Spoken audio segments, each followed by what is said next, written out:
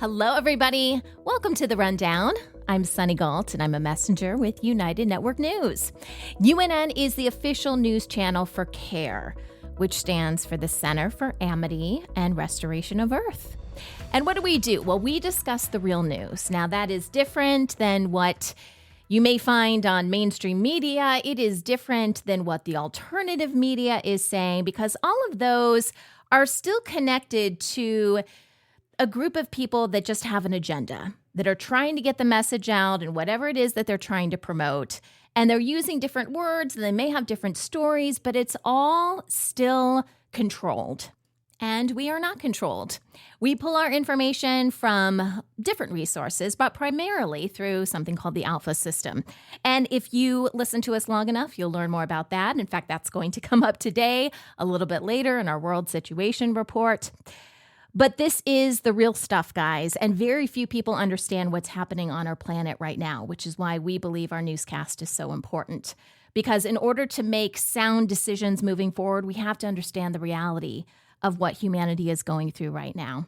And we have a newscast that is released through our website every Monday, Wednesday, and Friday. You can check us out at unitednetwork.earth. You do need a membership, which is very inexpensive, but you do need a membership in order to access our content right away.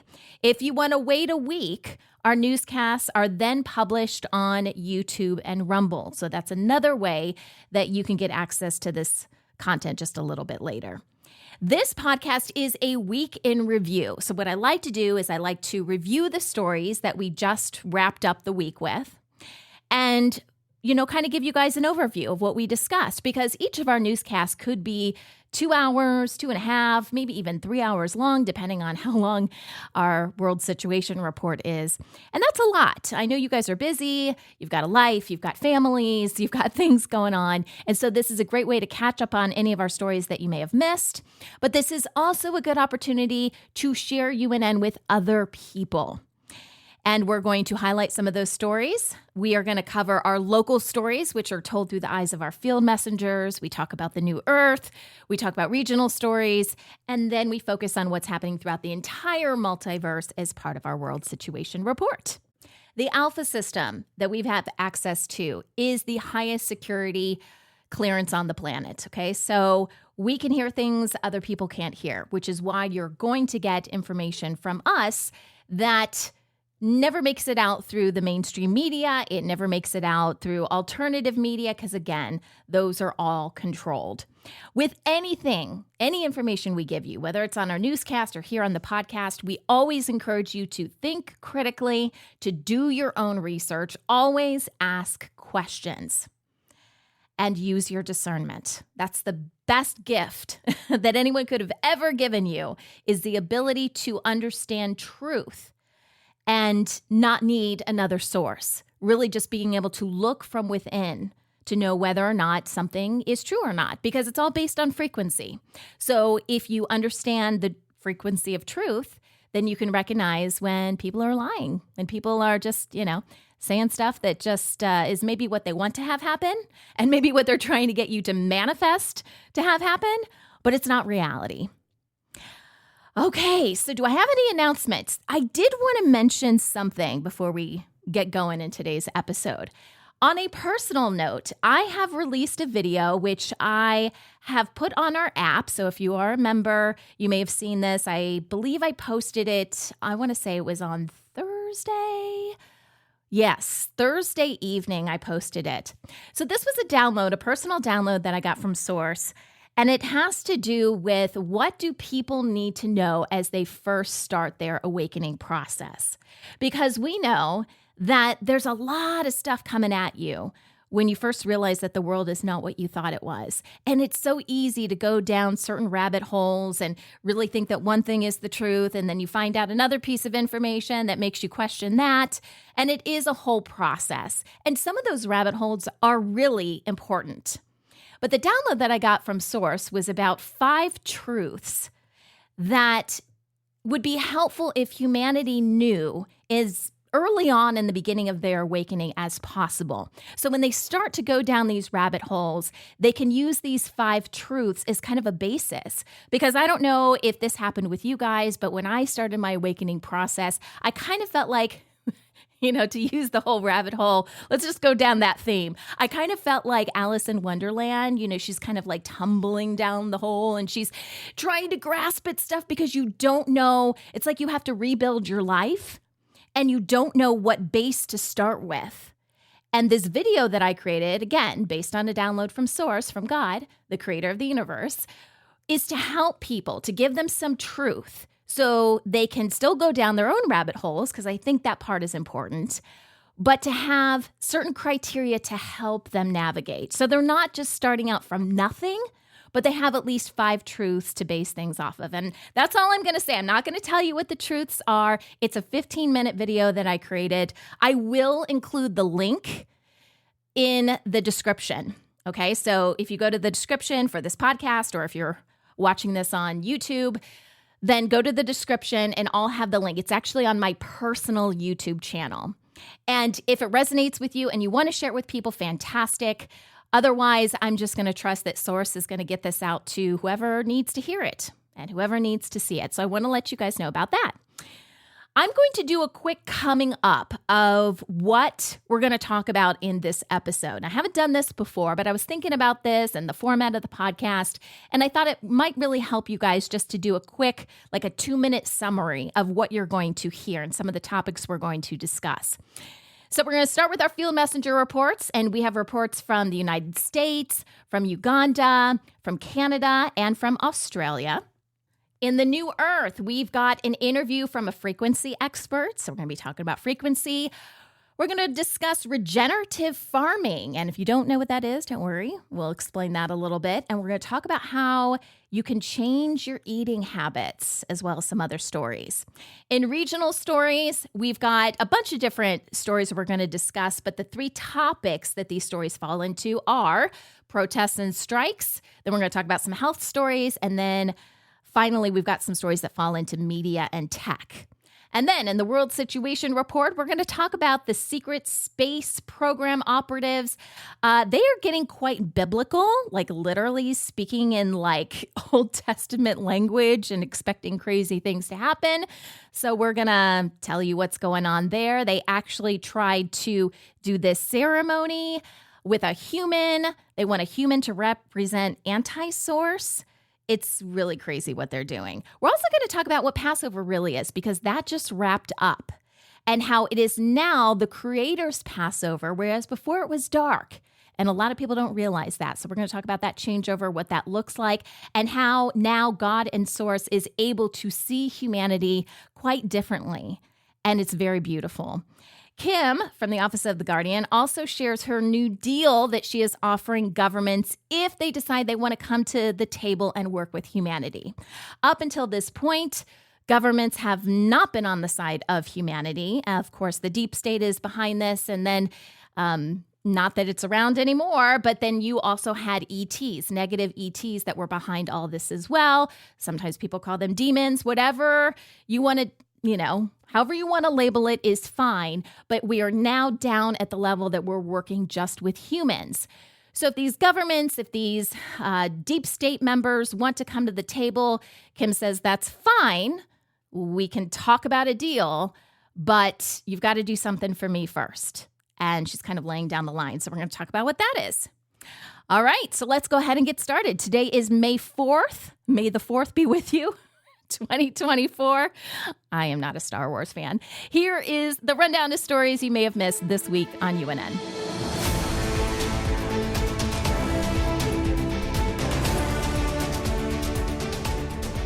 So let's kick things off with our field messenger reports. Our field messengers are like citizen journalists. They are everyday people who happen to want to share with the world what is happening in their community, which we think is quite special.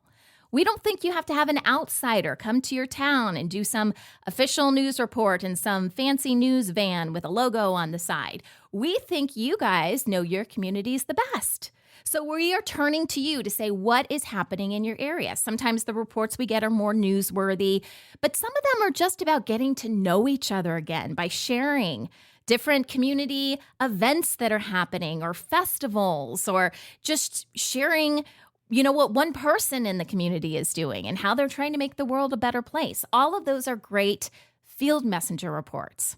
And then you guys send us your raw footage. We've got an amazing production team that puts all this together. If you want more information, by the way, on how to become a field messenger, you can go to our website at unitednetwork.earth, and there is a button there that says submit your field messenger report or something like that. There's a whole section that talks about what it means to be a field messenger and how you guys can get involved. And we also have a special Telegram group where you can connect with other field messengers, you can ask questions about stories and all that good stuff. So each newscast, usually it's 2 field messenger reports. We'd love to have more. Right now, we've got about 2. I eventually think that almost the whole newscast is going to be a combination of field messenger reports and the New Earth stories about how amazing our planet is and what great work people are doing. Not quite there yet, but we're working on it. So on Monday, our first story is with Barb, and she is in Pennsylvania, which is a state in the United States. And Barb has a very special perspective, a unique perspective. She did this story on how milk travels and what that whole process is like to get from the cow to the consumer. So when you open up your refrigerator and you've got some milk there, have you ever wondered, well, how did it get there? Besides you going to the store to get it, how else did it come to be? Now, Barb, she drives a semi-tanker, and she does milk pickups and milk deliveries. And so she has seen this firsthand. And what she has to say is essentially farmers that she works with really do care for their cows. And she says many of these cows are milked 2 to 3 times per day. They are only getting, get this, they measure the milk per pound. It's not per gallon, it's per pound. They only get 15 cents per pound, which to me, doesn't sound like a lot. I'm talking about the farmers now. So where is all this extra money? Like, why are we paying a heck of a lot more? And what we're finding is that there's a lot involved in the distribution of milk. It's driven around a lot, according to Barb. And there are some shady practices. Things like, well, if milk sits in a container too long, let's say it's a tank of some sort, then, that's not good and you have to mark it up a certain way. But there's a gray area, because if you transfer it to something else, well, then the timer starts over. But it's the same milk. You see what I'm saying? There's some shady stuff going on. And Barb highlights all of this in her report. It's very interesting. And then out of Uganda, we have a story from Algarama George, and he highlights a woman who has her own business in Uganda. He calls it a secretary, and the team and I were talking about this because I'm not sure, there might have been something lost in translation, because a lot of the work that this woman does is actually focused on printing. So I'm not sure if she actually runs a printing business. Maybe she does some secretarial stuff on the side as well. But she discusses her success, how she started her company, where she sees her company going in the future. And what I really love about this story is it gives people hope, right? Because there's a lot of people doing jobs they don't necessarily want to do. And that is going to change in the future. It's not that everyone has to run their own business, but if that is something that's really important to you, that you really wanted to do for a long time, especially if it's a business or a project that supports humanity, CARE will be there to support that financially and help you bring that to life. So I love hearing these stories from people that even without funding, people just trying to do something because they're passionate about what they're doing. I love to hear those kind of stories. So thank you so much for submitting that report. Then on Wednesday, we've got a couple stories. So Annette from Canada, she tells us more about the Caribou Wagon Road. So we are learning a little bit about history between Canada and the United States and travel and the gold rush. So she went to this historical spot, and it was built between 1860 and 1865. It is right off of the river. And like I said, really big during the gold rush time. And she shows us some old photos, which it was really hard to get to this area. And, this is how people did their business back then. A lot of it was horse and buggy. Now we know, just to give you guys an overview here, we hear a lot about horse and buggy during that time. And I'm not saying there wasn't horse and buggy. We've got the photos to prove it. I'm assuming those are legit photos. But that's not to say that the whole world was at that level, with horse and buggies. It's the same thing like when we hear about things that happened in biblical times. Okay, were some people living in huts without floors? Yes. Were there other people that had really incredible societies that, would just blow our minds today? Yeah, I believe that's true too.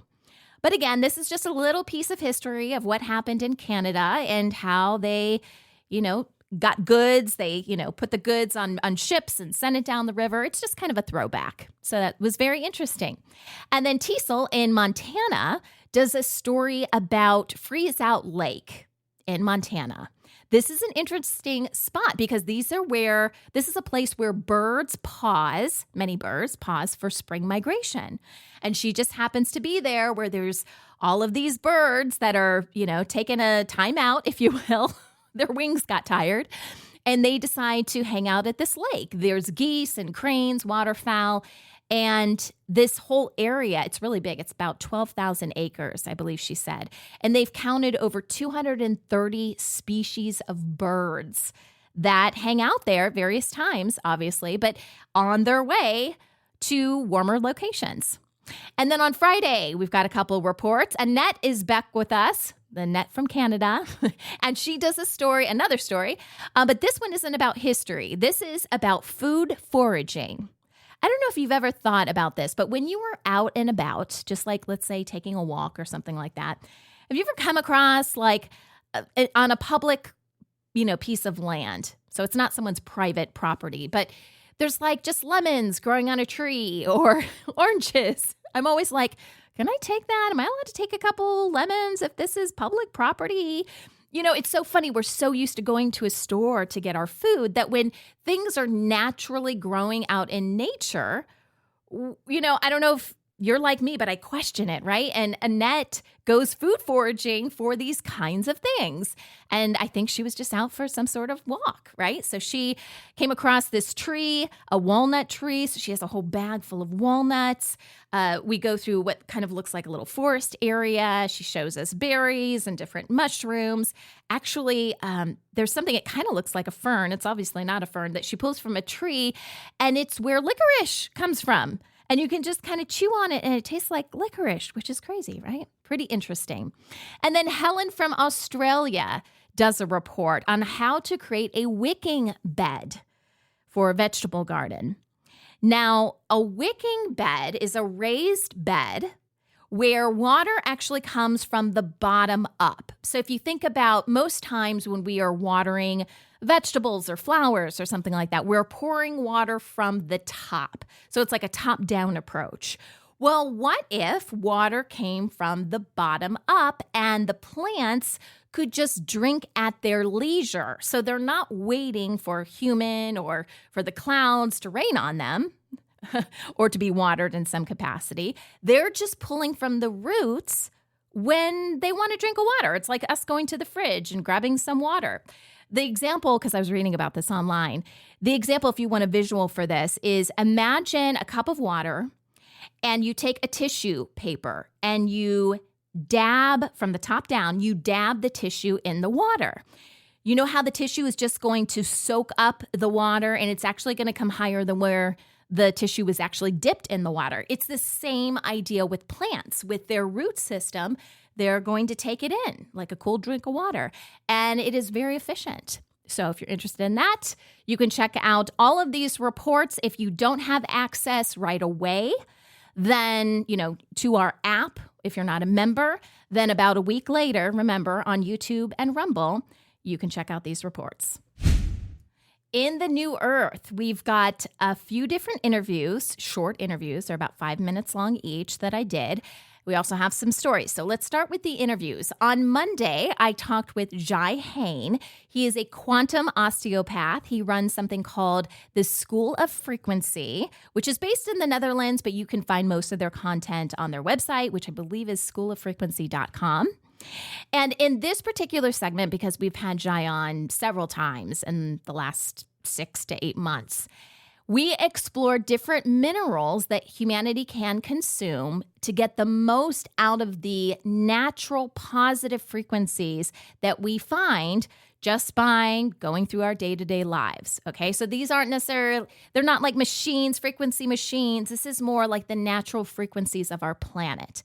Because sometimes there are things that block us from really absorbing everything we can. So I think there's 5 different minerals that Jai takes us through and tells us a little bit more about each and how they can help us. And then on Wednesday, I interviewed an awesome person. His name is Will Harris. He is a grandfather, probably a great-grandfather as well, and he is the owner of White Oak Pastures, which is a farm, a family-run farm in Georgia, a very small town in Georgia. And we talk about regenerative farming. So this gets back to our roots, but no pun intended, when it comes to growing, when it comes to farming, when it comes to, raising different animals for their meat and things like that. It gets back to what are we doing with the land that's going to feed the plants, and then the plants are going to feed our animals, which the animals are then going to feed our families. It's really about taking care of your land and thinking about the whole progression of the food chain, so to speak. And Will he's got a really interesting and fun sense of humor. I don't know if you see it necessarily on the segments, but when we were chatting back and forth, because when I record with people, I usually record like 5 or 6 segments with them, and then we release them about once a month. And so he's got a really fun personality, and he was telling us the story of how he had to do this with his own farm. And we're going to tell more of that story as we release more segments. But this was difficult for him in a way because, and I think he even mentioned this in this segment, his dad transformed the farm into, something that was profitable, but what they were doing was not best for, the animals, let's just say, okay? It was more about bringing in more money. And honestly, his dad didn't necessarily know any better, but he talks about how he saw that model, how he wanted to change things, and some of the challenges associated with changing that, because honestly, after changing it, his farm doesn't make as much money as it used to, but he knows that it is better. It's a better way of doing things. And that's really important, right? To feel proud of what you're doing. It's not just about your bottom line, and it's about taking care of the people you love. And he shares more of that in this interview. And then on Friday, I talked with Inga Lightly. She is a healthy eating coach, and she's got a YouTube channel you guys can check out called Health Origins. And in this segment, she talks about 5 steps to change your eating habits. So if you are in a position where you're like, hey, I just want to have more energy, or maybe you're trying to lose a little bit of weight, or maybe you're trying to see if you have a food allergy, whatever it is, you may need to change up your eating habits. And she goes through 5 steps that she encourages people to do if you're in that position. Okay, we also talk about some stories that are intended to inspire you guys and really thinking about the new earth and how we can do things differently. And one of the stories I thought was really interesting is called Bike Generates Electricity. So in India, we have American engineers. They have partnered with the people locally, and they have created a bicycle that generates 24 hours of electricity with just 1 hour of pedaling a bike.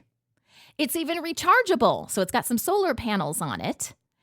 And it is creating a world of difference in the area. So they're testing things out in India. It has made tech possible in schools. It gives power to lights in these schools and different fans, because sometimes you need fans depending on what the weather's like, right? It is helping people in their homes and their places of business and their workshops. And obviously, the goal here is just about not only doing things that are better for the environment, but becoming more productive as well. So the community has been able to increase their income, further their education. A lot of this is based on having access to the internet, which they can do in more places if you have electricity. So we know that there are many different ways to create electricity beyond being on the power grid, which is probably the least efficient, but it makes a lot of corporations money.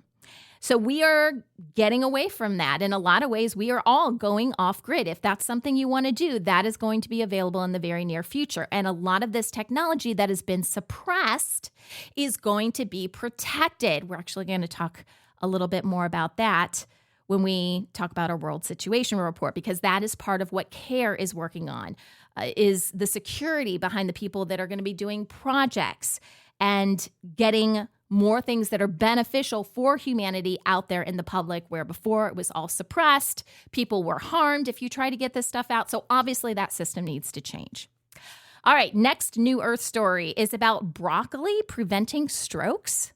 Interesting. So there's a study, and the study's based out of Australia, that finds that broccoli could prevent and support people who have been impacted by strokes. They have found that there is a natural chemical that reduces the formation of harmful blood clots that can lead to strokes. So that's the kind of prevention part. But then if someone has already had a stroke, this same natural chemical that's found in broccoli can enhance clot-busting medicines that are already on the market. They have found when the broccoli compound was added to this other medicine to bust these clots, the success rate went from 20% to 60%. And all of that slowed down the onset of a stroke. So as opposed to it happening right away, the buildup is longer, and therefore they can help with it in greater ways. So very interesting, right? Eat your vegetables. That's the bottom line. And our last New Earth story is about transforming hospital sounds. So a woman in Japan, her name is Yoko Sen. She is a classically trained musician, and she had a vision to transform the sound environment in medical facilities worldwide. So I don't know if you guys have ever spent any time in a hospital. My brother, for many, many years, he's no longer with us, unfortunately, in another plane, in another existence. But as far as being here on Earth, he's no longer here. But he was sick for a while. And I remember having to spend a lot of time in a hospital. And you hear these beeping noises constantly, and it's not only annoying, but it just weighs on you. And I think it's kind of a trigger for us, right? So if you hear those noises somewhere else, it reminds you of a hospital, and it may conjure up all these feelings. So obviously Yoko Sen understood this. She herself, she was a long-term patient in a hospital, and realized firsthand, oh my gosh, something's got to be done about this. So she created something called Sen Sound. It is a design studio that produces recordings that soften and harmonize existing noises in medical facilities. So it's about taking noises like meep, meep, and all those crazy beeps and noises, right? What if that sounded like a waterfall or a raindrop, something that mimics nature, which we know is perfect? So why not mimic that as much as possible? So Yoko is now collaborating with hundreds of hospitals, clinics, and medical device companies to create more comforting hospital visits.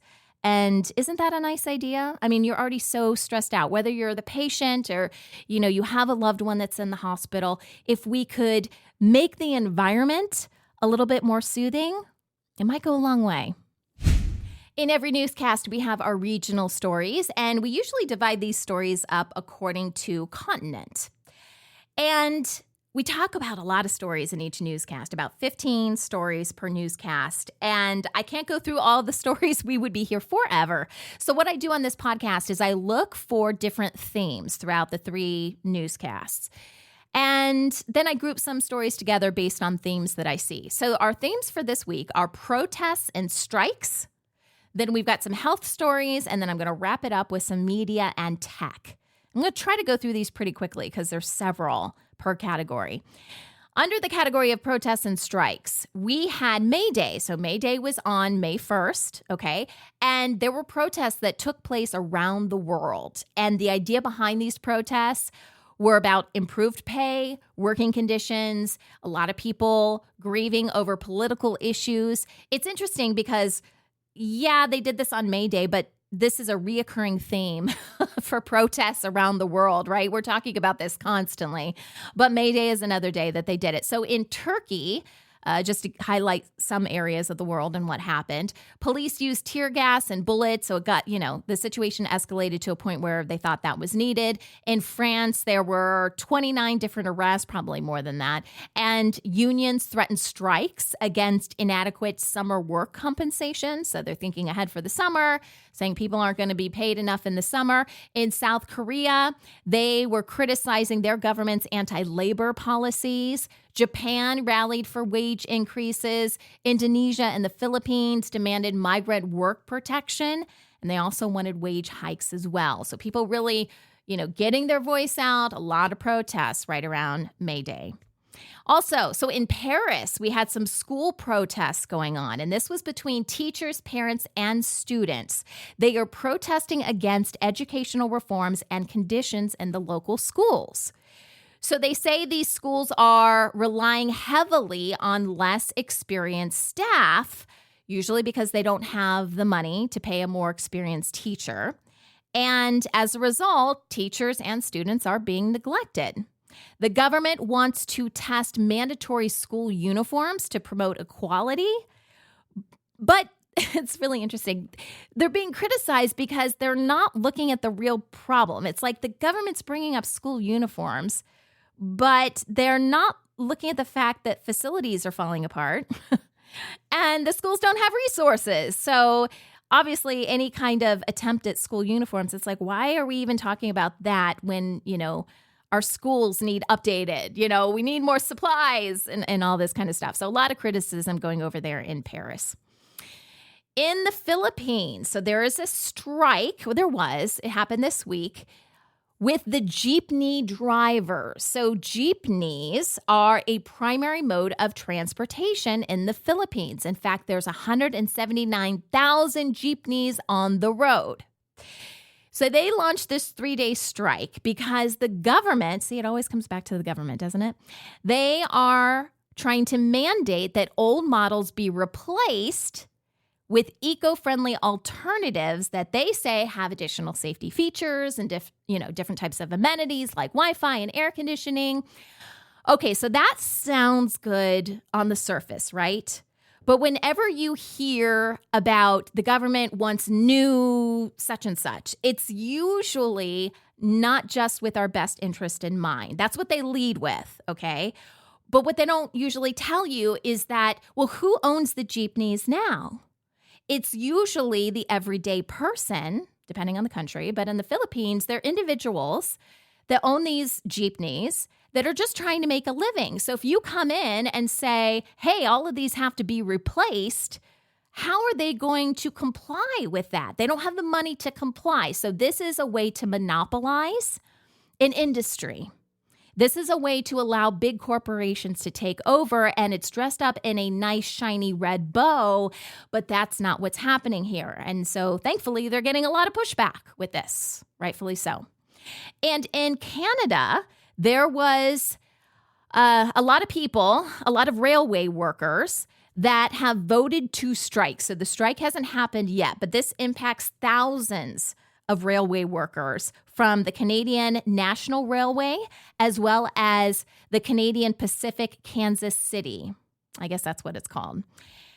And they have voted to strike at possibly as early as May 22nd. And this is expected to disrupt Canada's railway system in a lot of different ways. Apparently, union negotiations have stalled now for 6 months. There is now a mandatory 21-day federal mediation period that is required. But, I think that's just something they're forcing to happen, but no one's coming to the table. So it's mandated, but it's like, okay, well, if neither side is talking, then this is just semantics, right? They just got to wait 21 days and then, they can strike. So that could be happening as early as May 22nd. So that's protests and strikes. Let's move on to health. Walmart is closing 51 health clinics across the United States. They are shutting down all of their virtual healthcare operations, and they are citing the issues as sustainability issues as well as rising costs.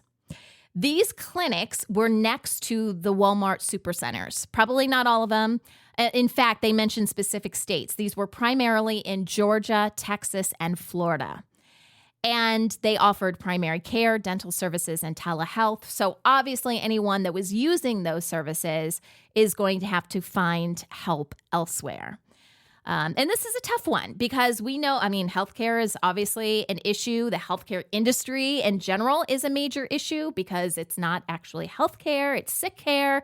And we don't want to keep people sick. We want people's natural bodies to stay in their natural state and for them to be as healthy as possible.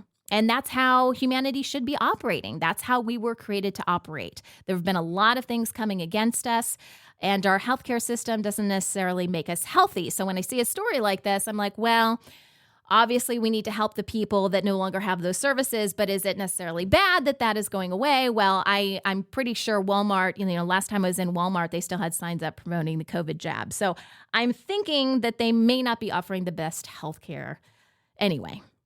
Just a wild thought, I know. Also, in health stories, Sri Lanka. Fishermen and families in Sri Lanka are facing health and economic challenges. So this is interesting. They are facing different things like chronic dehydration. They've got some kidney issues going on as well. And these health problems are due to poor water quality with high levels of stuff that you really don't want to have a lot of high levels in when it comes to water. Things like calcium, fluoride, other minerals as well. These fishermen and their families have been using untreated well water. And I didn't even know that this was a cure for it. But if you have seasickness, apparently some types of liquor can stop it. So they've been giving out some of this local liquor. They don't say what liquor it is, but it's made locally to stop the seasickness. So that's making them sick as well. And, then they go for, treatment for this and they accumulate debt. They're not getting any help from the government. So some issues there that obviously need to be addressed. In the UK, the British government is reviewing disability and mental health benefit payments.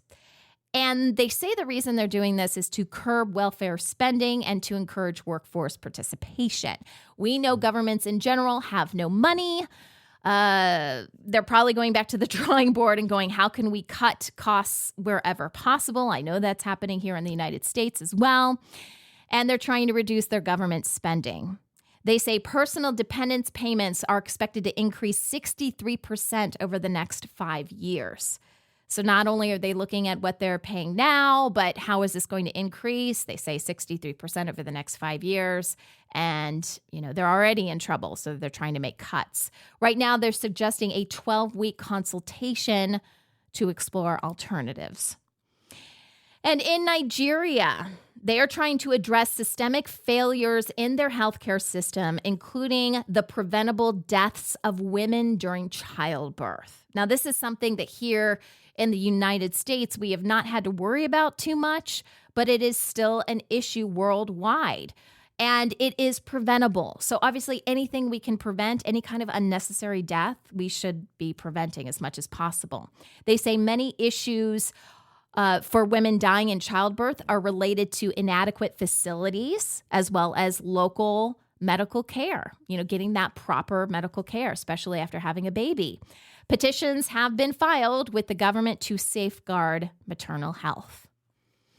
All right, a few more stories. This is in media and tech. So in Burkina Faso, this is a little shady, they have suspended several Western and African media outlets due to their human rights reporting. So they say that there's a few different media outlets affected. I'll list those in a second. But they are accusing Burkina Faso, their military specifically, of carrying out illegal killings of 223 villagers in February. And the reason that the government, at least, has given about these people dying is because they were helping jihadist militants. So that's the official line. But obviously, these media companies feel a little bit differently. Now, I find this to be very encouraging. Anytime the media is going against the government, I find that to be encouraging. Because usually there are operatives that are strategically placed in, especially mainstream media, but even in alternative media, to affect what the media says when it comes to the reporting of specific stories. So when I see the media going against the government, either it's something meant to misdirect and confuse people, or it means that the operatives, and we've been talking about this in the World Situation Report, aren't as committed to staying and, causing a bunch of problems in the media. Maybe because they haven't been paid, which we talk about a lot. So the fact that other journalists could be stepping up and reporting the truth, I think that's a good thing. Oh, by the way, the companies that were banned, this impacts BBC Africa, Voice of America, and The Guardian.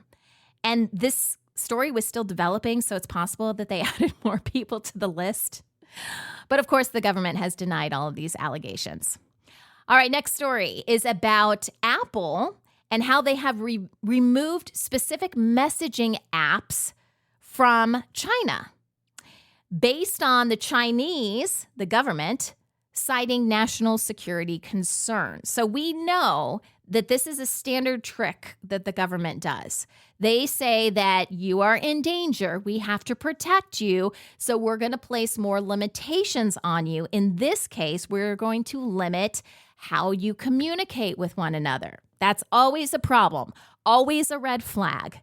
So in this case, they have targeted WhatsApp and its threads. So maybe they're supporting apps that help WhatsApp as well. Telegram, and Signal, as well as something called the Korean Line app. And all of these are reducing communication for the Chinese user. So we have to question that every time it happens. So what really is the security concern? That their government is falling apart? We've talked about that in the World Situation Report, that probably it's going to be China, their government, that falls apart first. Are they trying to limit that as much as possible? Because if the people can't connect with one another and they have a media that is run by the government, which essentially all media is, but especially in a communist country, well, how are people going to find out the truth? All right, next story. The Federal Trade Commission is issuing refunds in the amount of $5.6 million to U.S. consumers affected by privacy breaches from Amazon-owned Ring. So if you're here in the U.S., you know what Ring is. It is a doorbell, camera, and home security company, which should be a red flag to all of us. Like, where is the footage going? Why do you need to know, what I'm doing in my house and who's coming to my door? And, come on. We should have thought about this a little bit more closely before we all installed Rings. I know here in my development, probably every other house has a Ring in it. We used to have one until I took it away, took it down. So there are allegations that Ring has failed to secure users' private video footage. And this has led to unauthorized access by Ring employees, other contractors, which who knows who those people are, and just general hackers. It allowed people to take control over accounts as well as camera feeds, which is really scary, isn't it? So now Ring claims they are enhancing security protocols, they are deleting content they never should have had access to, and they are compensating customers. And our last story is about the Transportation Security Administration here in the U.S. They are being scrutinized for testing facial recognition tech at airports. Now, we have seen video, we've even reported on this with UNN, of this happening all over the place in China. But here in the U.S., it's still pretty limited. But they do have these machines that you may have seen at airports when you go to fly. In this case, the travelers can scan their ID, which is usually a driver's license, maybe a passport, and then the system will verify the picture against their image using facial recognition cameras. And these are pretty in-depth cameras. All right, so it's not like just taking a picture with your iPhone, but it can tell bone structure and other things like that. Now, TSA, the Transportation Security Administration, argues that it enhances accuracy without slowing down checkpoints. People can currently opt out of this, but there is talk about making it mandatory. This is always what they do. They introduce something and kind of get some feedback on it, try to see if you can get used to it, start some rumblings of possibly making it mandatory just to see how people react. That's apparently the stage we're in now. But yeah, facial recognition, they want to be able to identify you wherever you are at, and who knows what they plan to do with this. We have talked in the World Situation Report that they do not have the technology to create some sort of global system where they track you down and run everything through it, the social crediting system, all of that. That will never happen. I'm going to repeat that. That will never happen. They do not have the backing. They do not have a computer, which would be a true quantum computer, not these little things that they, keep trying to use and failing. Systems fail after 2 minutes when they try to launch a system like this. Like, it's never going to happen. You would have to have a computer like what we are using when Kim uses the Alpha system to be able to create something like this. But not even Alpha would do this because this is against humanity. This is against anything that is organic, anything, original from the creator. This is control. This is not free will. This is control. So it will never happen. But it is interesting to see kind of this, how they're testing things out, and hopefully more and more people push back with this because, they don't need to be in our business. Now it's time to talk about what was discussed in the World Situation Report this week. Of course, with Kimberly Gogan from the Office of the Guardian. Kim was actually live on the news on Monday. So if you have an opportunity to go back and watch that newscast, you'll actually see her on camera. Kim was having some issues in her house. There were some flooding issues. And so she hasn't been on camera for a while. She had to dry out her house. So we make some funny jokes about that in the beginning on Monday's newscast.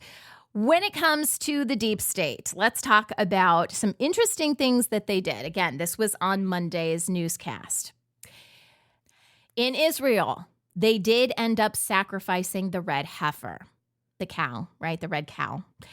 We talked about this on the news, I believe it was last week, probably even the previous week. This ended up happening either on April 22nd or the 23rd. They time things a little bit differently. So in Israel, the 23rd begins at sundown on the 22nd, which is why the date is a little off as to when exactly this happened. This is part of a whole process to try to get, quote unquote, God on their side. But here's the tricky thing. You have to know which God you're talking to. Their God is not our God. Okay, so when we talk about the creator of the universe, which gives life, the life giver, that is source. Okay, the source of all living things, all organic things.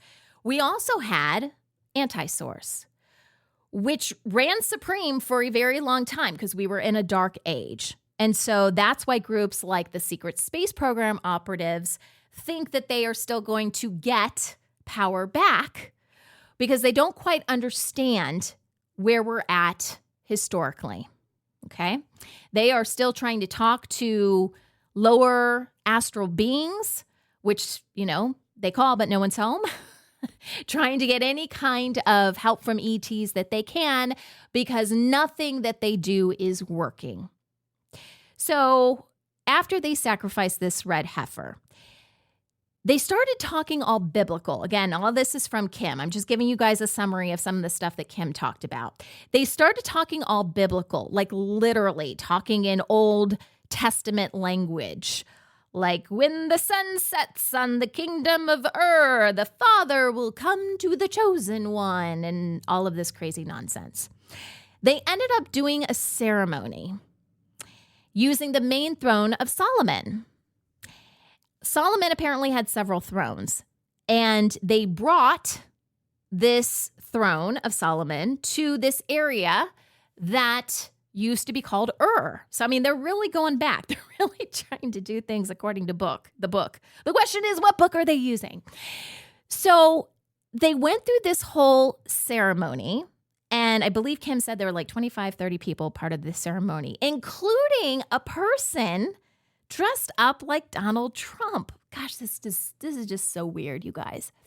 For those of you who don't know, this may be hard for some people to hear, Donald Trump is no longer alive. He is not on this planet. He's not on another planet. He is not breathing. He is gone, died of cancer a couple years ago. So there has been a masked person playing Trump, probably multiple people or lookalikes, doppelgangers. They probably have a bunch of different people doing this. What I find so weird is that not only does the SSP think that they can fool the public, which they've obviously fooled a lot of people in believing that Trump is still alive, but they think they can have a ceremony with other beings, other godlike creatures, which again, their God is not our God, but let's just use the general term God, which is really anti-God, or if you want to say demons or Lucifer, whatever you want to call it, that's who they're worshiping here. And so they think that they're going to dress up somebody that looks like Trump, that Trump is their anointed person, even though he does not exist on this plane of existence anymore. And apparently they did some bloodletting. If you guys know what bloodletting is, it is the process, there's different ways to do it, but it's the process of combining your blood with somebody else's blood. But in this case, it's not just blood, it's essence.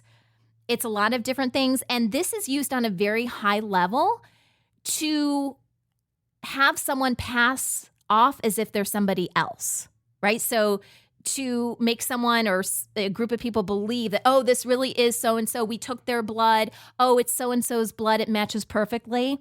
This is a program or system or process that would be done. So it's very high level, but it's kind of like bloodletting. And so they did this trying to fool these entities that they wanted to come to believe that Trump was really there. Ultimately, what they were trying to do is create a dark guardian for the planet. So you guys know Kimberly Gogan is the guardian of planet Earth. And she is on the side of Source, okay, the creator of the universe. And they apparently believe that since Source has a guardian, that anti-Source should have a guardian. But what they don't understand is that anti-Source doesn't exist anymore. So all those dark entities, you can call them demons, you can call them Lucifer, you can call it Satan, that is gone.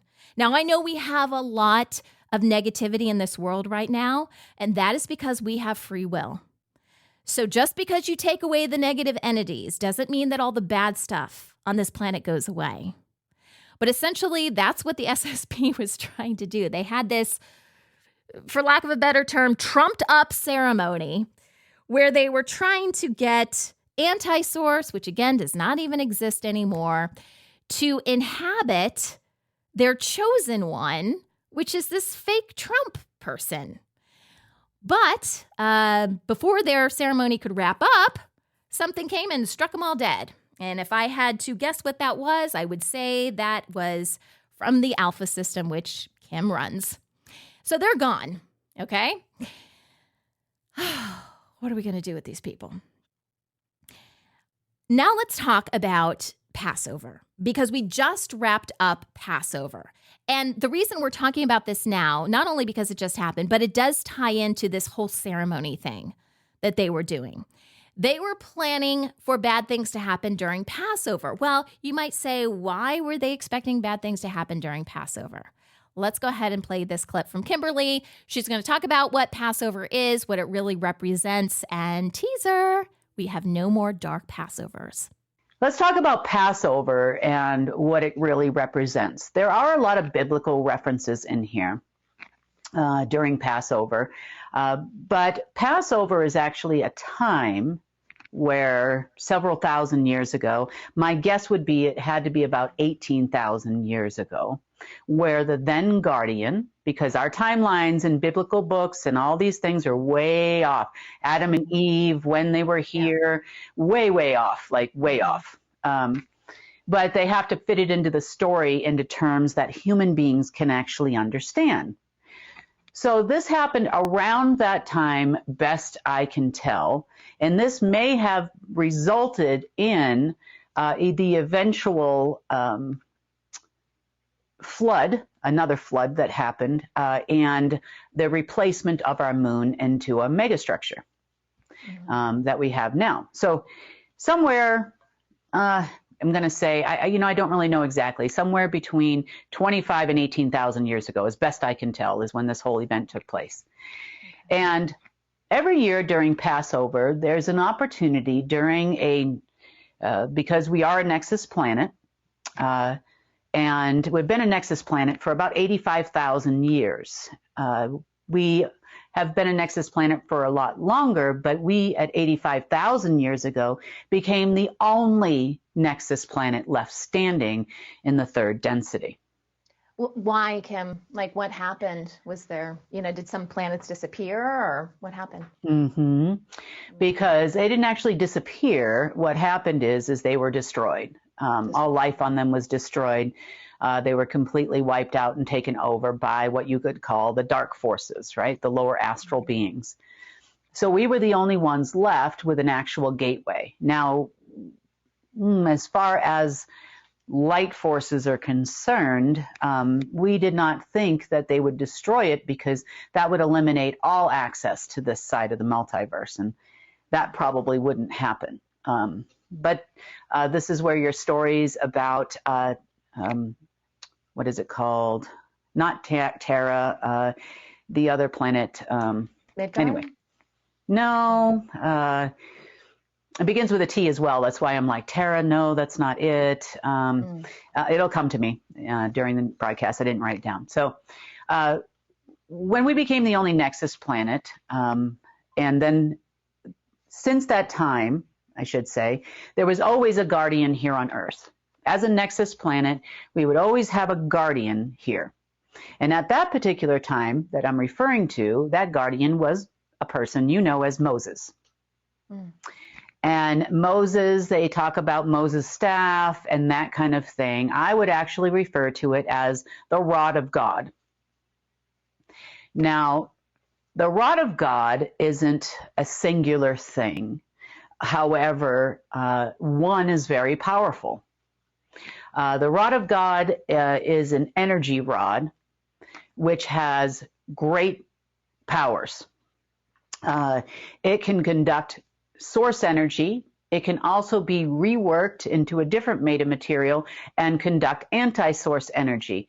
And then if you have a neutral rod, it means you can conduct either one. Now, my guess would be is that Moses chose to conduct source energy at that particular time. So they talk about the parting of the Red Sea in the Bible, but it was so much more than that, which then caused our Passovers to be dark ever since. So the parting of the Red Sea wasn't just about some water and some people going from one place to another, although it's told to us in the Bible in terms that we can understand.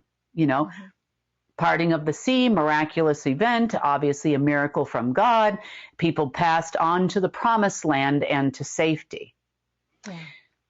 But he actually opened up the gateway, because it's a one time of year where source and anti-source pass the closest over Earth to have an event happen, let's just say. Now, the gateway to source is opened up in the causal plane, and it's the one time the guardian of the nexus planet has the ability to do that, to open up the gateway in the causal plane. And as we remember in the charts that we put out, the causal plane is represented by red. And it's not the causal plane itself, it's the overlay over the causal plane from the halls of Amente. And this is where all things come into being in this density, where matter comes into being and is no longer kind of looking etherical like. Now you're starting to form a more solid body, a more solid vessel, I should say, and this density for many different reasons. So since that time, source, anti-source, I should say, passed over the earth, and they ensured, meaning the dark side, that source was not allowed in at that time. So we only had anti-source pass over. And because the guardian then was the one that opened the gate to the promised land, aka source, to the planet, they took full advantage of it and flipped it the other way around. So every year on Passover, we have anti-source. And in Bible terms, they talk about death passing over your door, or in the Torah. And you have to put the thing out front, or kill the sheep, or put the blood of something, the blood or whatever to protect you from the Passover of death. And in kind of a way, that's sort of true. But the event that could change that and reverse that out only happens, or has happened, a few times in Earth's history. And I disagree with the 10,000 years. I think it's more about 12,000 years. Every so often, there's an opportunity for something to change. Now, we took full advantage of this situation and reversed it back out during that time frame. Around 3 o'clock Eastern time yesterday is when it hit its peak. And we started working feverishly at 2:30 as to not let them know that that's what we were doing, and reversed it out. So now we don't have dark Passovers anymore, which is a positive. So the SSP thought not only were they going to do this amazing ceremony, but they also thought they had the power of the dark Passover behind them to give them some oomph, I'm guessing, to make all this happen. So if anti-source was closer to Earth, he could then bestow his blessings on the beloved fake Donald Trump, and they would get all this power back. Obviously, none of that happened. They are bye-bye. They went back to source, a different source, and together they can work that out. So the SSP was supposed to go back to the operatives after this ceremony and update the operatives on what happens next. And they knew that they couldn't just skip the meeting. That's been going on a lot, because they would see right through that. So according to Kim, they hopped on really quick. They said, "Yay, we won!" They gave zero details, and then they quickly got off the phone, said they weren't taking any questions, which is ridiculous, right? Something a toddler would do. So the fixers, the freelancers, the operatives stayed on the phone and started to talk. And Kim listened. These people are functioning independently. And the SSP has promised them a lot of things. They've promised them payment. They've promised that they were going to have these amazing titles and, whatever, be leaders, certain leaders in the world, whatever, all these crazy promises, and nothing has come to fruition. So these people are essentially operating on their own, independently. Kim compares this, if you guys have seen The Blacklist, which is a television series here in the United States. I believe they're still having new episodes. I'm actually getting caught up on it. I'm like on season 6 or 7, something like that. There is a character, one of the lead characters, called Raymond Reddington. And he is a whiz at getting people to do what needs to be done, getting jobs done, getting paid, harming a lot of people in the process. But the Raymond Reddingtons of the world are really more about money. So if they have a job to do, they are quite good at doing their job. And if the job entailed to not hurt anyone in the process and to help humanity, well, we can work with that, right? So the idea is there a way to work with these people, which I'm told that, there's only 15% of people even listening to the SSP now. And I'm not talking about everybody in the world. I'm talking about the people that that even know the SSP exists. They normally take orders from them. Only 15% of those people are even listening anymore. And instead, they're starting to hear other stories about ground command, which is Kim. And Kim does what she says she's going to do. And she does not work for the deep state. And they are hearing that there is a solution. There is an alternative to working with these creepy people that never keep their word. So I know we would like things to go faster, right? Because we know that there's a lot of problems on this planet. We want to get started as quickly as possible. We're trying to figure out if there's any way possible we can get help and support with that. Even if it's just for them to make some money. It's not even that they have to be all about our cause, but can we trust them to do certain things? Because they're already doing it, they're just doing it for the dark side. So if we can switch it and have them help us, that would be a nice thing. Okay? So all of that was just Monday, by the way, guys. Now let's talk about what we discussed on Wednesday, which was Mayday. So Kim says there are people coming and going in Durango. Durango is where Kim lives. It is a protected area. So it is a neutral zone, if you will. So nobody starts wars or no one fights people in Durango. It is considered off limits. And if you do, there are some people you have to report to, and it's not going to be pretty. Okay.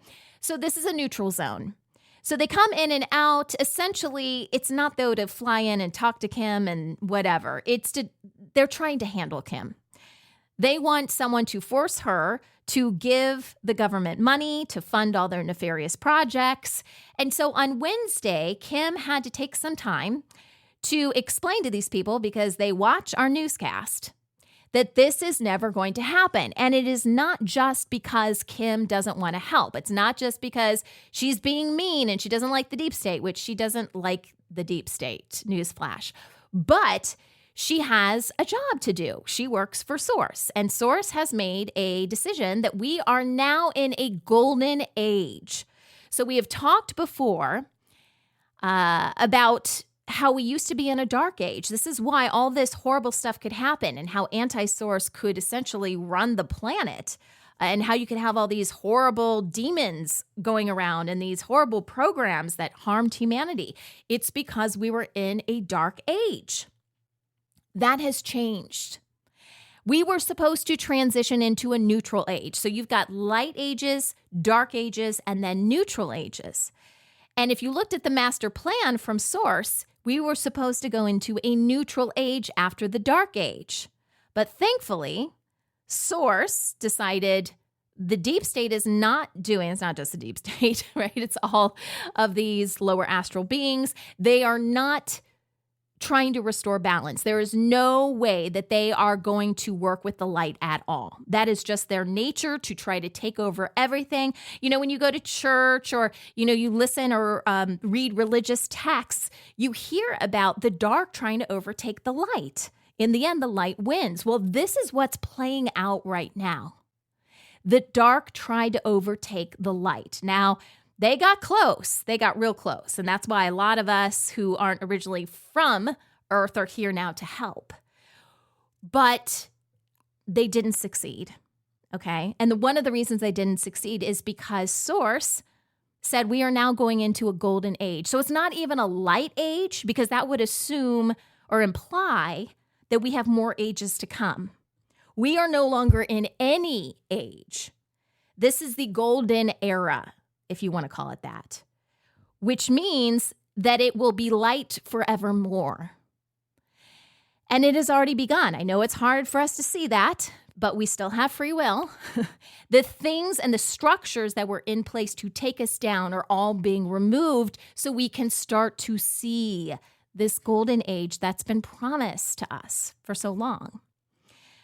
Now, the deep state either doesn't want to believe that, because they do have access to the Hall of Records and to the archivists, where they can see that these covenants are in place for this to happen. But they don't want to believe this, because that's what the dark does. They're just like in denial.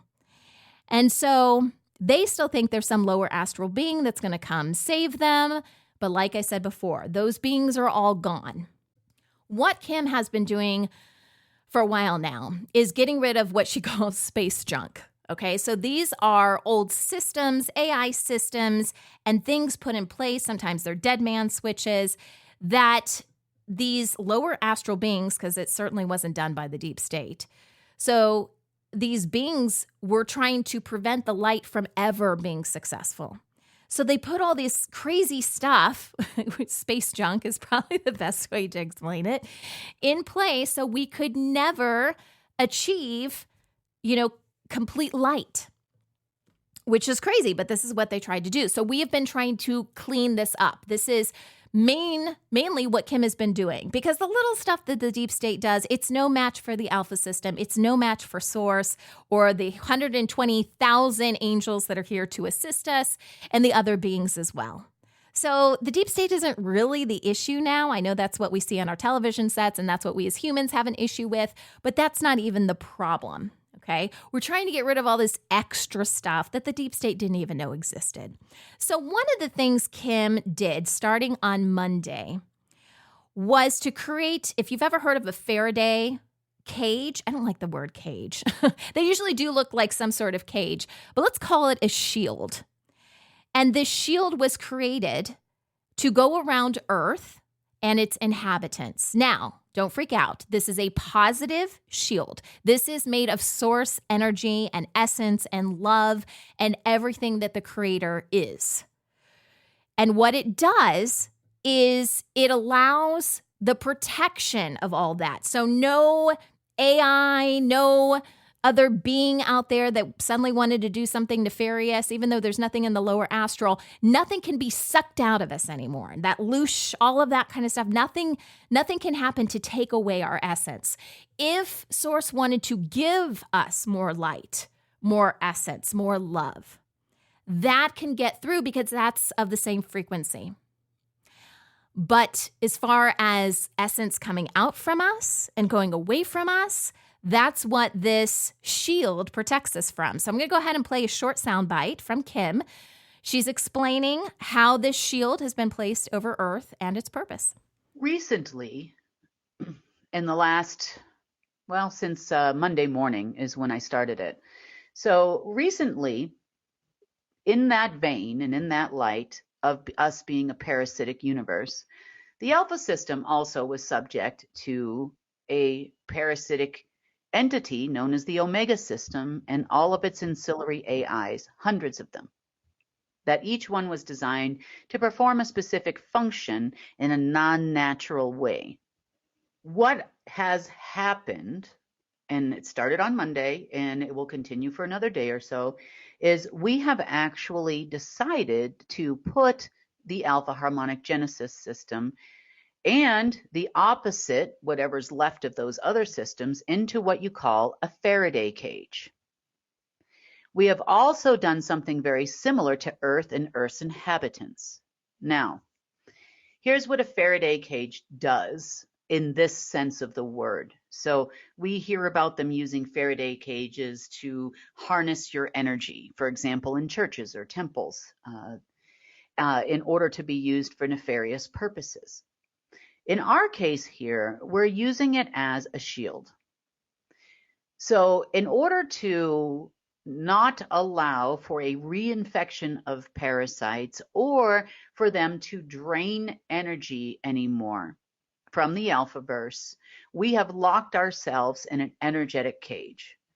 Now, how does that affect you? Now, the Faraday cage is made of source, essence, energy, consciousness, matter, frequency, wisdom, love, crystalline time, and golden age essence. So therefore, anything that is of that can still pass through your cage. However, it won't allow for the extraction of it from you. So this is a positive thing. Now, by doing so throughout the Omegaverse and Omega AI and Chronos AI, whatever's left of it, there's not a whole lot, but whatever's left of it, by isolating it like that in a Faraday cage, it can't send out parasites. It can't send out hulls. It can't send out spheres. It can't utilize its motherboard against Alpha and Omega and you. Now, anytime I have put anything into a cage of similar nature, which I have done probably thousands of times now, it takes approximately 3 full days for it to die completely because it doesn't have its own energy source. The same thing goes for humans. I have done this with human beings as well that are predominantly made of dark energy that try to do black magic against me. And therefore, when I put them in that cage, their black, dark, negative energy doesn't come out. So this is also a technique you yourself can use against dark, negative energy attacks if you can locate the person that's doing it to you. Because we're still going to have those people here on earth that just want to hang on to that dark energy no matter what. And they're still going to try to perform black magic and do bad things. And there's always going to be those people. And in order to avoid yourself being infected or anybody else, this is a technique you can use. So without that dark matter feeding on, I guess it could still feed on that particular human's light matter and its ability to connect to the creator if there's any of that left in that person. But they're not going to be able to affect those outside them. So all this really boils down to ensuring that humanity has choices. Many of our choices were kind of made for us in the past. If you don't have an accurate representation of what reality really is and who you really are, if there's all these other factors that are affecting you, inhibiting you, then you don't really have free will. So for the people that still want to participate in all that nefarious stuff, there's nothing really stopping them. I mean, like Kim is doing with the Faraday shield, they couldn't use anything against other people, but if they still want to be nasty humans, they can. That's their free will that they'd be exercising. But for the rest of us, we want to move on, and we don't want these external factors to be an issue for us anymore. And it'll be interesting to see how this shield helps with that and all that space junk.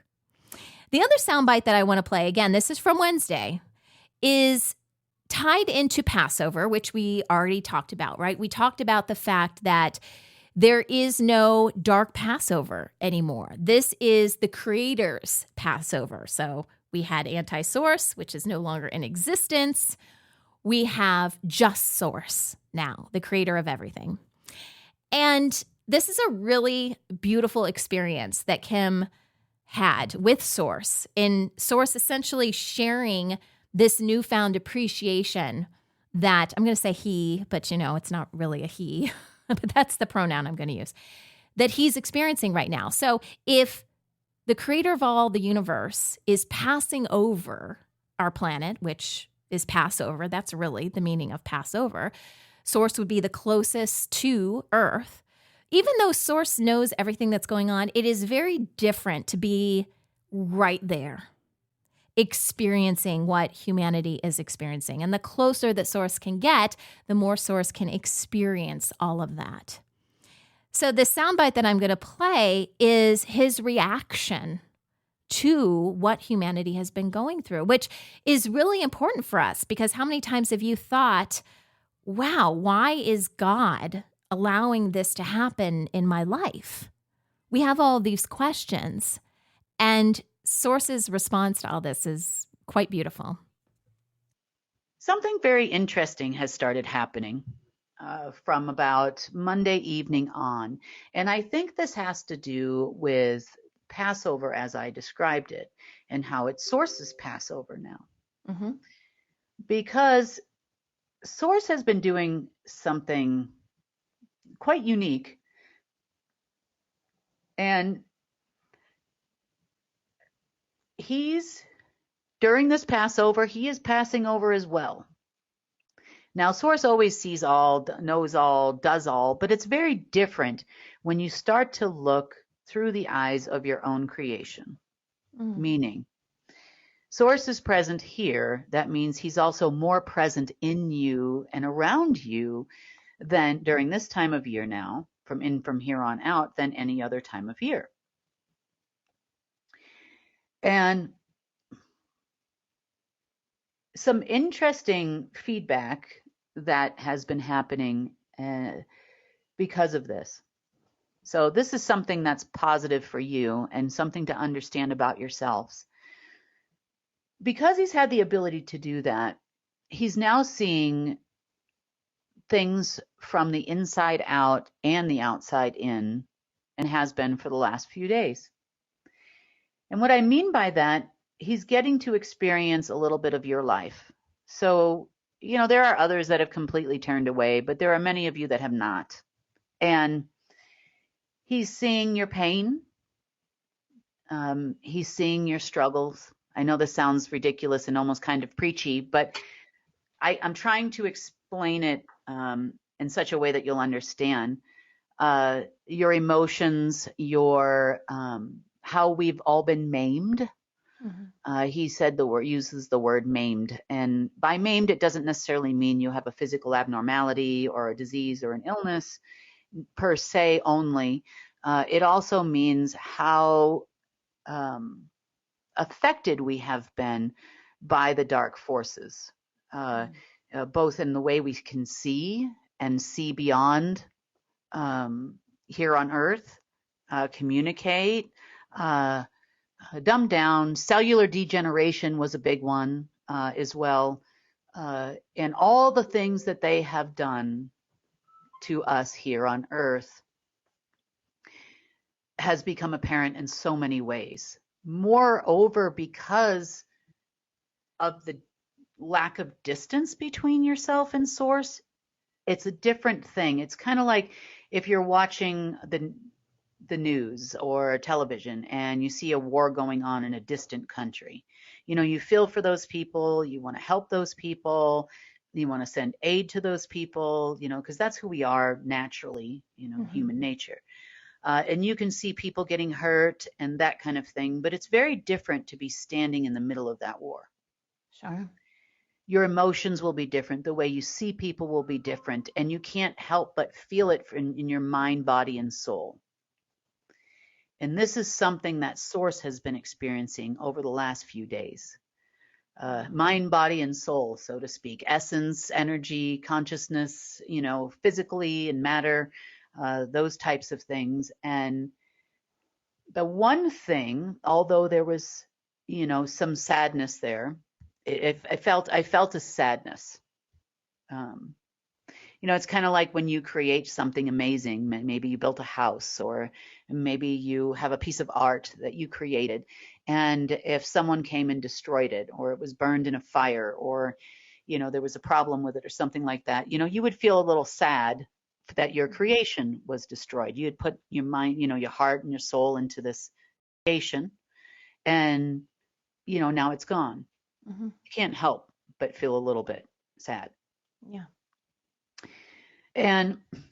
But the one thing that he was surprised about, and I say he, so please, call whatever you like, was surprised about was that they never left him.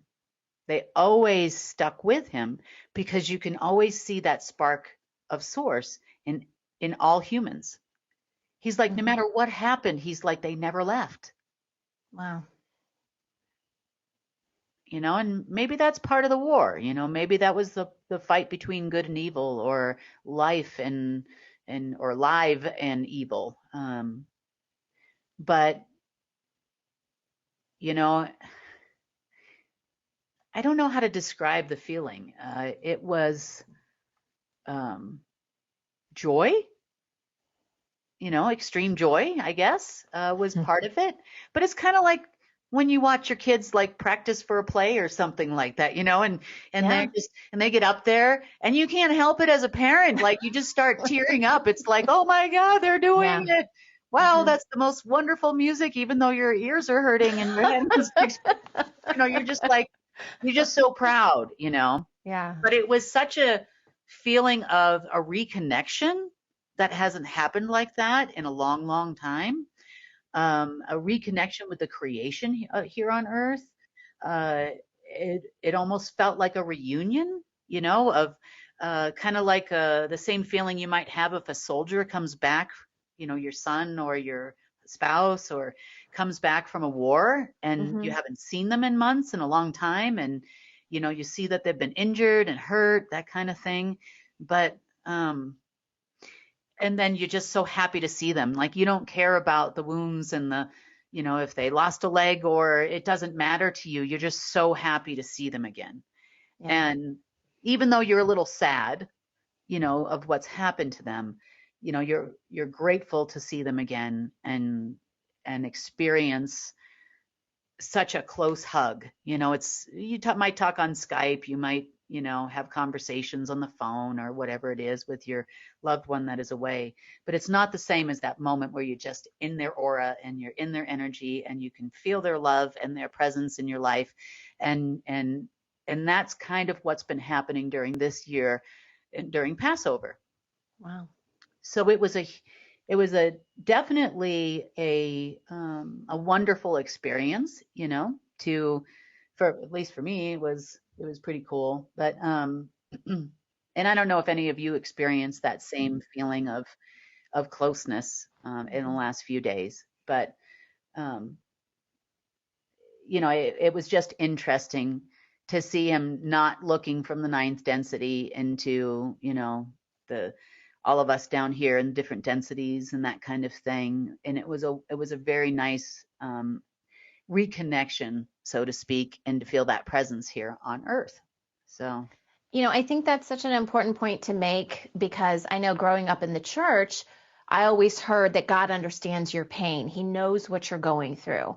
But then we look at our world and we're like, how in the world, then why isn't he doing something? We know a lot more now as to why, certain things didn't happen. But we're told that, we're, told that from a very early age. If you grow up in different religions, that God understands, yeah. he's always there with you. But I think there's part of us that was like, well, if he understands so much, why isn't he doing something? What in the world? So it's so nice to hear and even understand more about how he was seeing stuff before and how that changed with this Passover. Because you're right, it makes a world of difference to be in the thick of things. Sure. And to be able to see things and experience things from our perspective than, from a distance. Well, you can say what it feels like to be homeless and you want to help the homeless, but if you've never been homeless, you don't really understand what it's like to be homeless. Yeah. You can say, I want to help people who are addicted to drugs, but if you you can say that, and I'm sure you do. I'm not discounting your wanting to end addiction and that kind of thing, but unless you've actually lived through that, you don't really understand it fully. You just don't. So another thing that Kim said, because the conversation continued for a little bit longer than that soundbite I just played for you, she said, Source has so much faith in us, and he just wishes that we had more faith in ourselves. And that really, it struck me on a very emotional level, because I see that in humanity too. And there's just so much potential. And once we start to see all of these restrictions being lifted, the deep state is going to do what the deep state does. And if they're in control of mainstream and alternative media, you're going to continue to see their narrative kind of play itself out, but it can't last forever. So if you're listening to this podcast now, the best thing that you can do is hold the light, because we're there. And the covenants, are already in place for humanity to thrive, but you can't take away free will.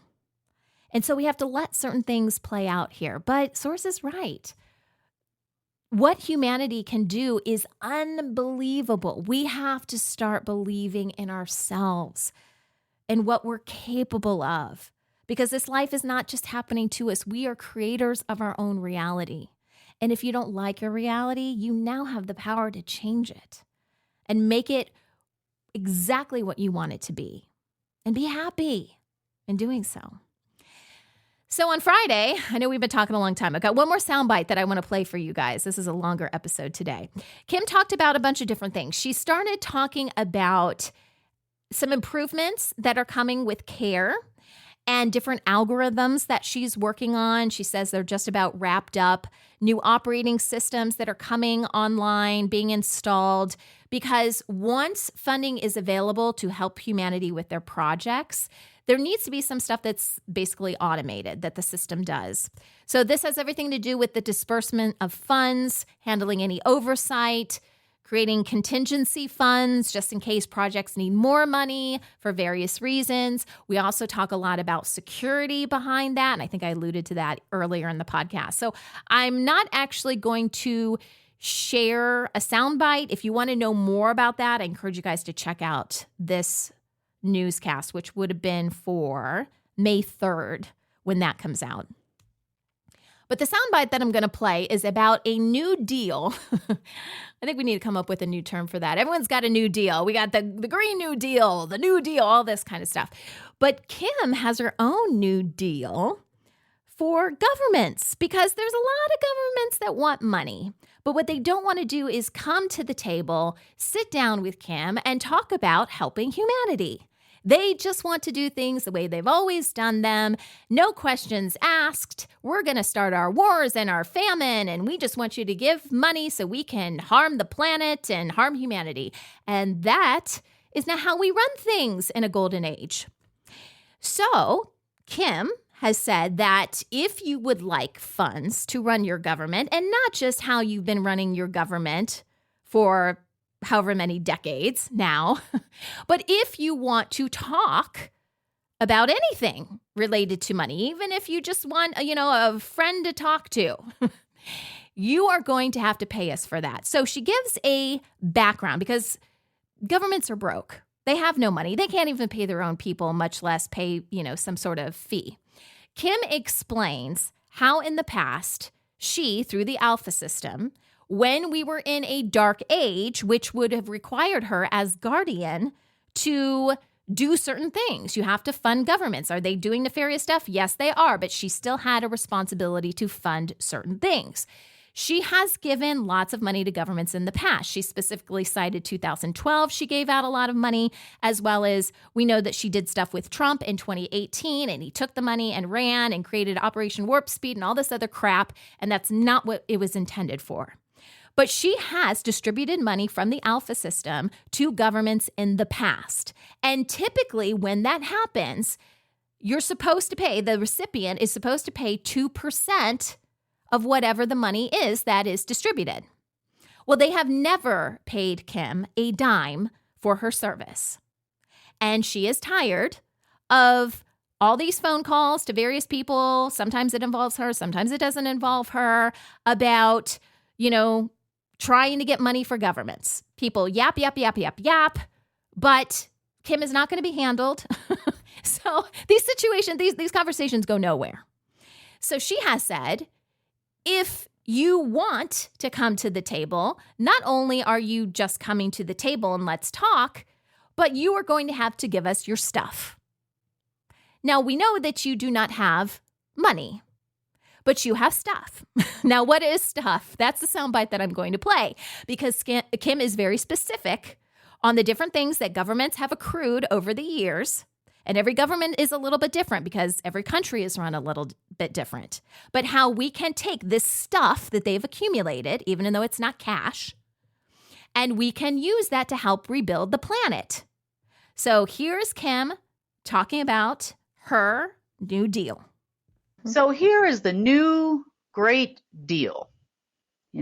I feel like I should have yellow hair and orange skin when I say that.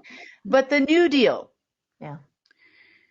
Okay, since we have officially, over the last decade and some change, paid out a tremendous amount of money into the banking system and into governments worldwide to the tune of hundreds of trillions of dollars. Okay, that's a fact. Mm-hmm. Here is our contingency. If you would like to do business with us, I understand you're broke and I understand you cannot pay us in cash. Okay? I get that because you need cash from me in order to function. However, you have stuff. You have lots of stuff that is government owned worldwide. Now, depending on each type of government, that stuff could be different. As an example, in China, the government owns more than 50% of every single large corporation in the country. Therefore, you have stuff you can give me to pay me back for my little 2% that I asked for when I sent you all that money, China. You have things like free oil, free gas, free rare earth minerals, free computer chips, lots of free stuff you can give me that I want for care. Okay? And I want it for free because you owe me money. If you'd like to engage in a conversation with me, you must pay me back. You can pay me back in goods and services, and you can pay me back with a lot of stuff that you have because you have stuff. And I want stuff. Now, I don't want your fentanyl or your pharmaceuticals or any of your other crap that you have, but I want other stuff. So if you want to sit down at the table and talk about a continuance of government in China, you will bring me stuff, which I will then give to all those participating in care, which will make your projects a whole lot richer, a whole lot faster, and a whole lot more profitable, won't it? If you could get free steel, free rare earth minerals, okay, next. I understand things are different here in the United States, and the government pretty much doesn't own corporations like that. Mm-hmm. They give money away for free to get political favors, to large corporations. But that's not entirely true, government of the United States. You have the DEA that seizes thousands, if not millions, of vehicles per annum from drug dealers all over the country. Therefore, does anybody on this call need a free car? Anybody need a new car? Man, bet you do, don't you? And I know I need a new car, and I'm sure the locals wouldn't be unhappy here if they got a new car to engage in a 5-minute conversation. So for every hour you talk to these people here locally, you pick up the phone, you call them, and you do their head in constantly, asking for ridiculous things, you will deliver a car to Durango, Colorado to the person that you're speaking to, 1 per hour for every minute that you're talking to them. And I know you have the inventory. Matter of fact, you even have a sexy cigarette boat that I would have my eyes on. You know what a cigarette boat is, Sunny? No, I don't. It's one of the fastest speedboats in the world, and they are so much fun. So for when I get that vacation, I'd like to have one of those. I know you have at least 4 or 5 in your inventory because I've checked your DEA inventory. So I know what you got. Next, we have something called VA mortgage lending programs, veterans mortgage lending programs. And they are run, and we also have HUD, and most of those are run through a program called Ginnie Mae. And Ginnie Mae has, over the course of the last few years, due to our situation that was created for us, and we know what that situation was, we get locked down, we get out again. And you have repossessed an enormous amount or foreclosed on an enormous amount of homes around the country, haven't you? Also commercial buildings for companies that went out of business, and you have an enormous REO or real estate owned property list for Ginnie Mae, which is a government program. So I would like that too. You can pay me in that. You can pay me in properties all around the country, which I can then share with CARE. We can make homeless shelters. We can make halfway homes for recovering addicts. We can get people off the streets. We can do lots of things with those things. We can convert them into bakeries or local shops or, whatever it is you want to do. Plus, there's commercial properties in there too. So, you know what? We would be more than happy to take your real estate owned portfolio, government people. And that goes for the people when you decide to pick up the phone and call these people here locally and ask them to help you get funding for the government or force me to give money to the government. You will also pay them in some kind of thing that they want. Next, It's my understanding you have some submarines. Maybe there's someone in our group here that has a project that would benefit from the usage of a submarine. But I mean, we might like that. I know you have enormous amounts of ships. You've got Coast Guard ships. You've got all kinds of stuff we could use for fishing or feeding people or something else. But you are going to pay us, or we are not going to talk to you. So you've got inventory. Even in democratic countries, you have inventory that we want. You have fireproof planes that can fly into natural disaster areas so that we can put out fires, because FEMA has no possibility of helping us whatsoever in the event of a natural disaster. So we can just take all FEMA's equipment. I mean, we don't mind. It's fine.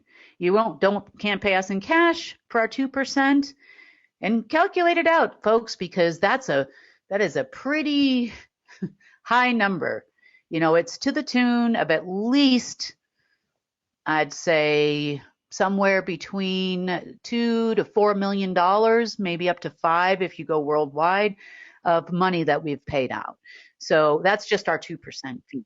So we would like that in equipment from all of you. So if you are from the British government or the Zimbabwean government or whoever, and you'd like to call us and you would like something from me, I want something from you.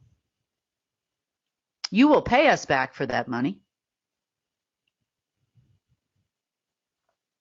Now, the next little caveat and fun little games that we've been installing due to this CARE algorithm can also prevent governments from receiving money from third-party sources anywhere in the world. Because you know what? Security equals control now, doesn't it? So what would an example of that be, Kim? Well, let's just say the Silent Circle decided to give money to the U.S. government for continuance of government, or China comes out with a new plan to issue more bonds to the Treasury Department. I can lock you down.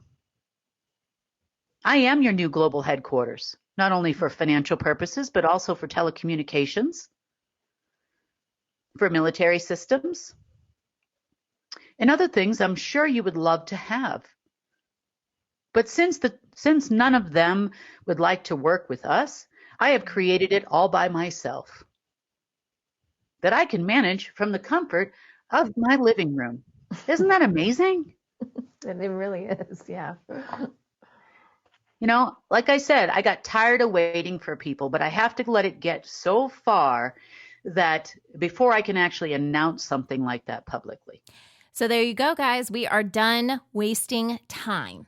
We are done letting the deep state and their crazy operative people, SSP and otherwise, and all these generals, waste other people's time.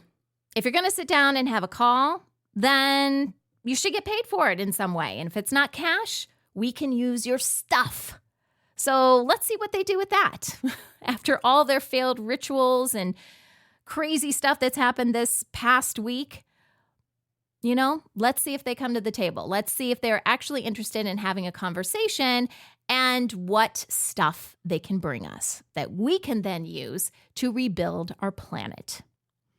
So there you go, guys. That is the rundown for this past week. So the question is now, what do you do with all this information? I know, I've been talking for a long time. This is a longer episode.